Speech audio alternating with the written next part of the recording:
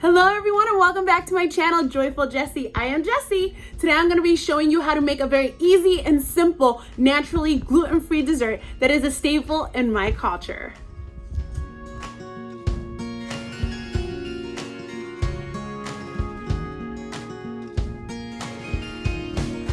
What you're really going to be needing today is going to be 4 eggs, half a cup of sugar, 1 can of condensed milk, 1 can of evaporated milk, and 1 teaspoon of vanilla extract. You're going to be needing a mixing bowl, a whisk, and 2 pans. The shape really doesn't matter as long as one can be put in the other one with ample space, because we're going to be using the bigger one to put water in it in something that we call baño de Maria. And today with me, of course, I have little Solaris over here. Solaris, say hi. She's going to be my little kitchen helper today. She's going to be helping me with mixing some items. The first thing that we're going to do here is we are going to start by preheating our oven. This is a very quick thing to do that will save you tons of time.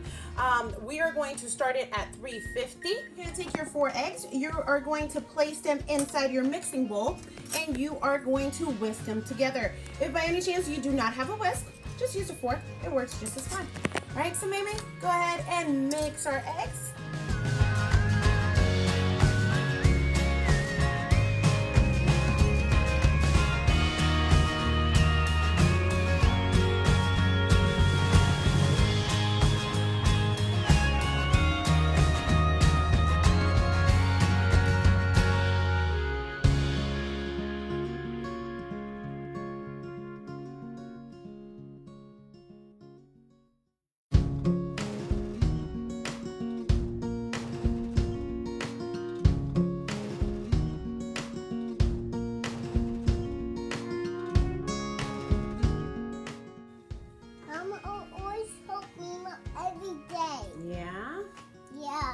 Help Mima every day. Yes. You like baking? Mima? You like baking in general? You like cooking? Yeah. Maybe you can be like Auntie Myra someday and be a baker. Right? No. You're gonna mix it thoroughly inside. Myself? By yourself? Yeah. Maybe. In the kitchen? Yeah. A mommy kitchen? Yeah, in Mommy's kitchen. A bigger? Yeah. What? All right. Our next ingredient, my friends, is going to be the evaporated milk. So you really don't have to keep mixing in through everything, but since I just have my little helper here, she's just mixing constantly. She loves to help and stir. The next thing I'm going to be putting in is going to be this evaporated milk. Okay. Go ahead and keep mixing. And our vanilla extract. All right, friends, so the next step that we are going to be making here is going to be that nice brown caramelly sauce that goes on the top. Many people get so scared about making this. And this is a part that spooks people away because they think it's very hard, but it really isn't. All you need is sugar. You're just gonna wanna make sure that you don't walk away from it. That's the only thing. It's not something that you can put on the stove and walk away. You just have to stay there, making sure that you're mixing constantly. That way, all the sugar melts and caramelizes equally, okay? All right, so you're gonna wanna turn your stove at a low heat, okay? You are going to take your half a cup of sugar. You're simply going to dump it in. I like to use a wooden spatula for this. I don't like to use a silicone one or anything like that. It's just easy to clean and it makes it simple.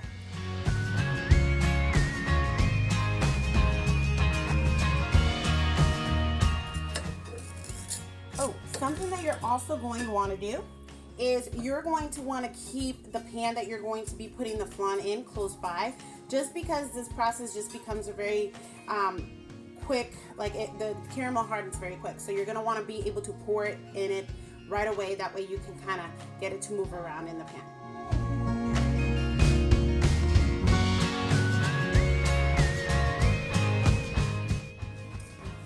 There we go. You can see how the sugar starts to melt. That's what we want. We want the sugar to melt.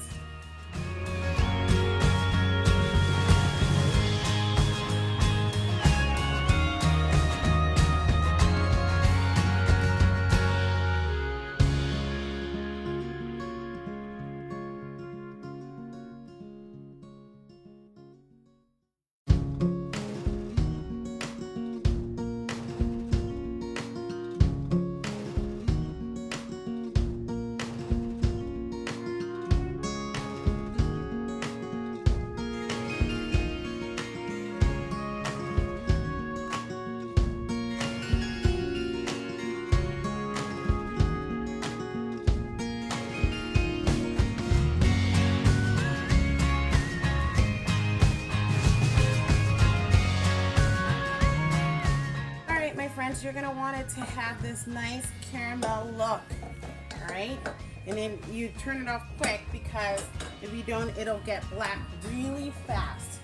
It's like once that process begins, you're going to want to take this, simply place it all around your pot like this. All right. I like to use a mitt just because it helps me, and it's already equally, see how quick it goes and it bubbles, but as soon as it starts to cool down, it hardens very easy. The thing we are going to do is, with the big pan, we're going to do something called un baño de Maria. What you're going to do is you're going to put water. I've already put water in mine. So about, I would say about half.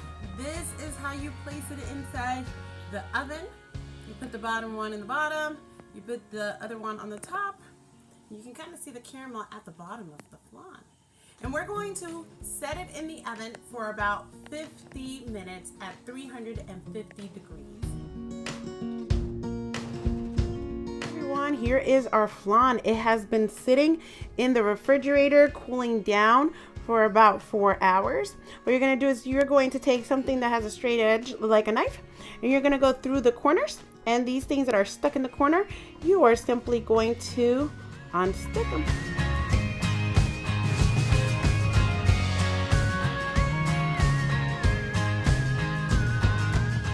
There it is. It flipped, guys. It flipped. So here it is, everybody, the final product. Doesn't it look absolutely delicious? If you noticed earlier, I didn't have a big enough rectangular plate to fit my flan. So I had the smaller one laying around, and what I simply did so that my flan would fit in it was that I trimmed the corners on each side, and it made it quite presentable and much more attractive and appetizing. So if you have guests over, this is just another way that you can choose to plate it, simply by trimming it down. This was absolutely delicious.